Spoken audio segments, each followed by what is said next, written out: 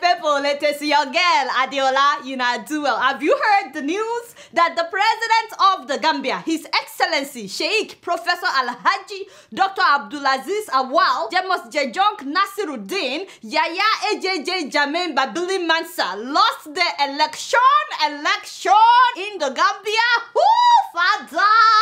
But you know that was not the biggest news. The biggest news is that Jammeh considered defeat. I was shocked. Say what? I didn't see that coming. Was anybody else shocked? This is a man that said that he would rule Gambia for 1 billion years. Let me tell you one thing. My fate is in the hands of the Almighty Allah. I will deliver to the Gambian people, and if I have to rule this country for 1 billion years, I will. A man that has been in power for 22 years, and he graciously considered defeat like that without any wahala. I was shocked.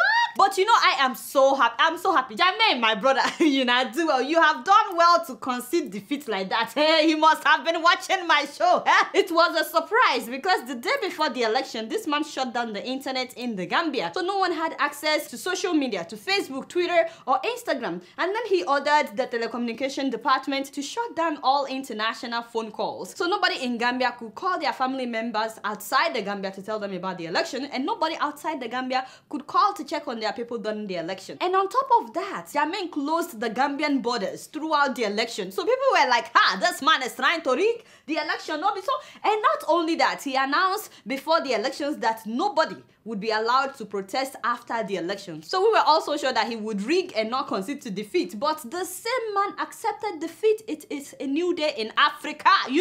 What do you think happened?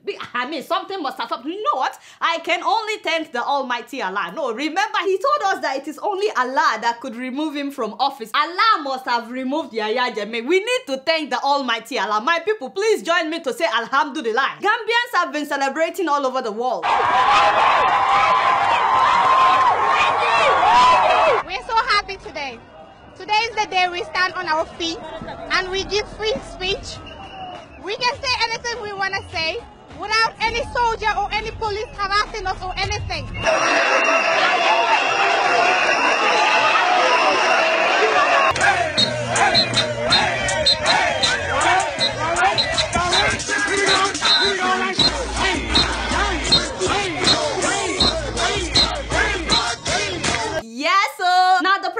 Elect. His name is Adama Barrow. He's 51 years old. He was born and raised in Gambia, and he studied in Gambia, and then he later moved to London in the early 2000s in order to further his education in real estate. And while he was doing that, he was also working as a security guard in order to finance his education. So when he went back to Gambia in 2006, he started his own real estate company, and then he joined politics and was chosen by a coalition of 7 opposition parties to contest against Yaya Jammeh in this election. When I read his story, especially that he was working as a security guard when he was going to school in London, I wonder how many people passed him by, seeing him as just a common security guard at that time.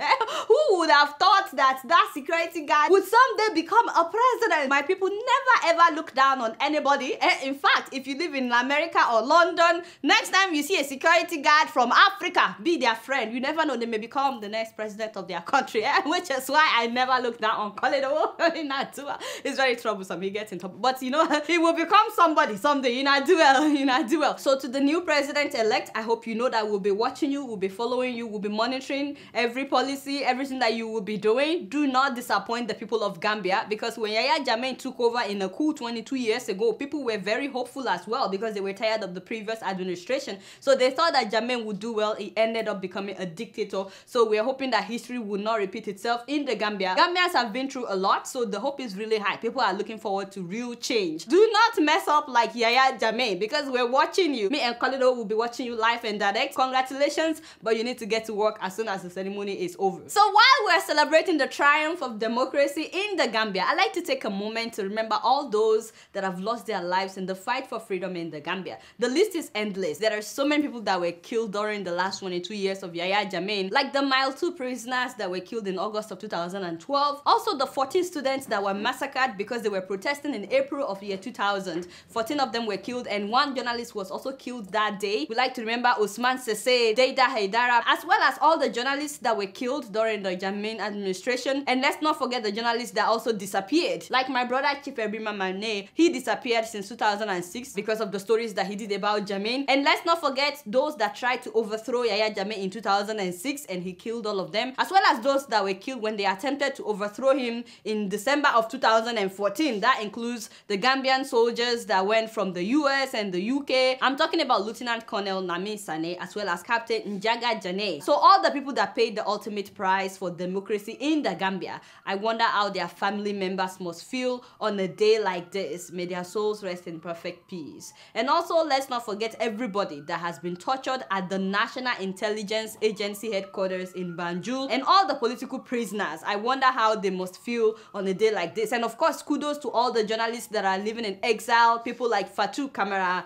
Nanama Keita, and so many others that I do not even know about. You guys fought a good fight and you won, including all Gambians abroad. You guys fought a good fight and you won. And I have to give a shout out to Jeffrey Smith. I'm sure that many Gambians follow him on Twitter. He's a true advocate for democracy in the Gambia. So I am so happy and I'm so excited for all Gambians that it's now a new day in the Gambia. By the way, let me know what you guys think about how Gambians voted. They used marbles to vote. Each voter got a marble which you drop in a drum that has the picture of whoever you wanted to vote for. Apparently a bell rings when you drop your own marble, so the Electoral Commission said that that bell is what ensures that no one would drop more than 1 marble. So they said that this method of voting eliminated fraud and prevented rigging. And then they counted the number of marbles in each drum. I actually really like this method because it was very easy for everybody, especially if somebody is uneducated and they cannot read. All you have to do is drop the marble in the drum of whoever you wanted to vote for. But I think they can take it a step further so that the marbles will be counting as they are dropping it, so that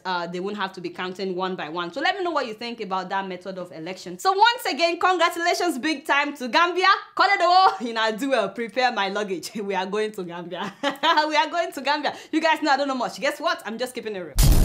So for our rapid news of the week, the president of Angola, Jose, has announced that he would be stepping down in 2017, next year. I was like, Fata!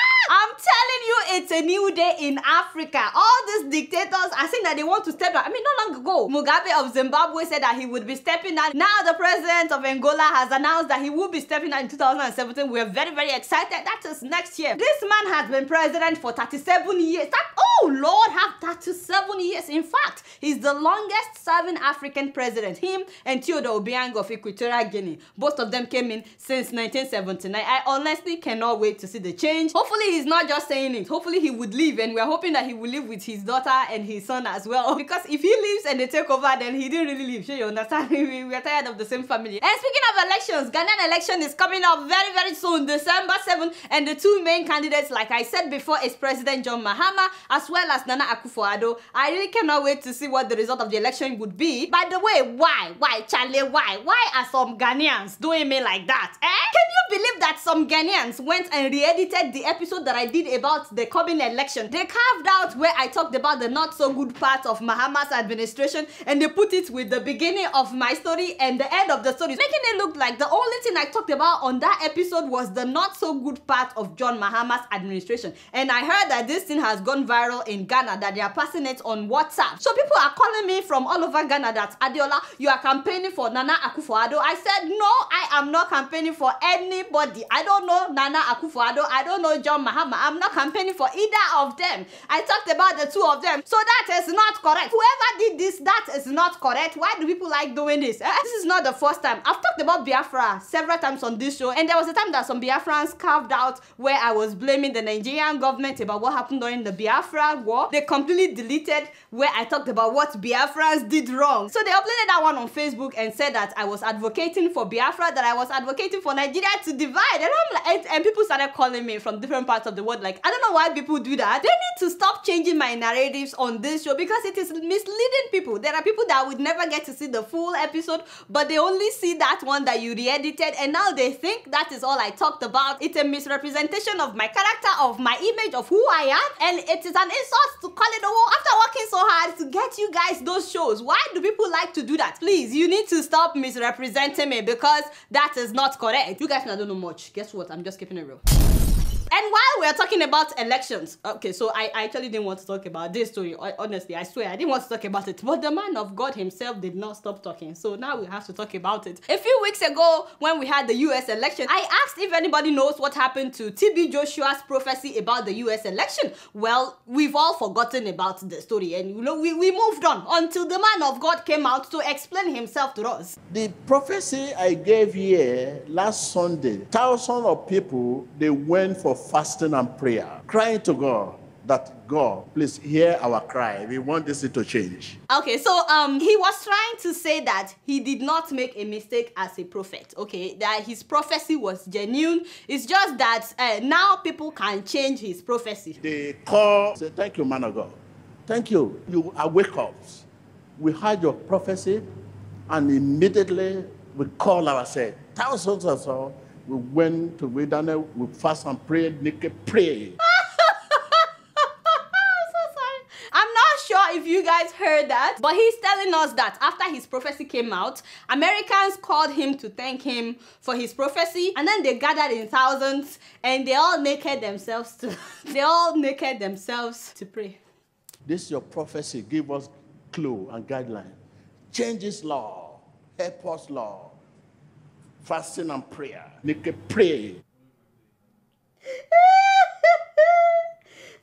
So, I don't know what is wrong with calling the world. I guess he's trying to imagine thousands of naked Americans praying.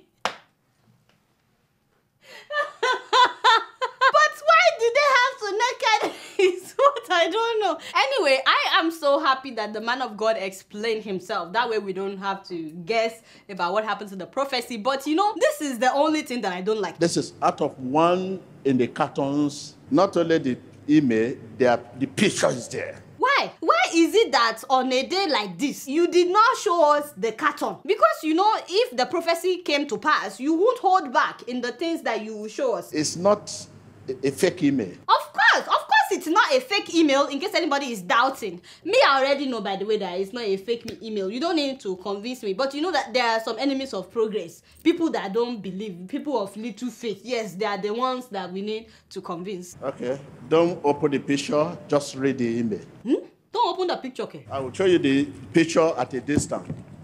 See the picture.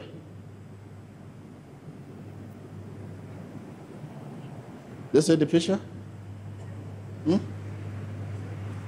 You see, that's another thing that I don't really like, sir, when you decided to show us the picture from a distance. Because, you know, normally when we are talking about the miracles, we always zoom in. So some of us were surprised that we did not zoom in this time around. That's just the only thing. But I am very glad that the man of God explained himself. Hopefully, we can now finally move on regarding this US election saga. If anybody wants to see the full thing, it's on my YouTube page and my Facebook page. Having said all this, by the way, this has nothing to do with the man of God. And don't write me that I'm talking about the man of God. But if you're ever in a position of authority, nobody is above mistake, okay? People always appreciate when you come out and you say, I've made a mistake, oh, I'm sorry, oh, and you move on. You don't have to try to convince everybody that you are right, because you don't have to be right all the time. I make mistakes on this show and I come back and I say, your girl has made a mistake, oh, you understand? And we move on. You guys don't know much. Guess what? I'm just keeping it real.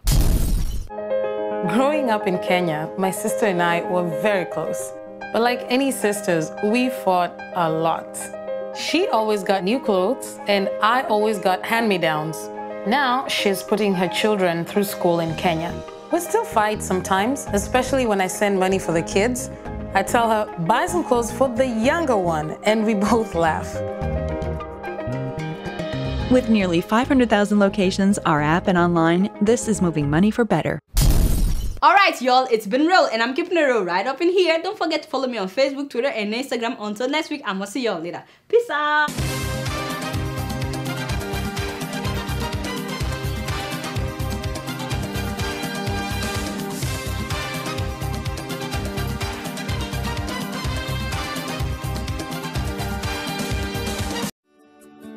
Welcome to First View Luxury Hotel. At First View Luxury Hotel, we offer excellent service. Our rooms have all the necessary facilities to make your stay comfortable and memorable. You will also have access to internet service, breakfast, 24-hour power supply, full air condition, free international calls, free tire pumping service, and free car battery charge. So what are you waiting for? Quickly visit First View Luxury Hotel. We are located at #1 Adeola Bamishile off Raji Rasaki Road, First Estate, Amuwo, Odofin Festac, Lagos. For more information or reservation, please call us on 080-7578-7135 or 080-9990-0601. You can also take advantage of our online ongoing promo at www.firstviewhotel.com to make your reservation and payment for your favorite room, which attracts a discount rate. Please note, rooms are reserved based on first come, first serve. First View Luxury Hotel. Experience the home of comfort. They come.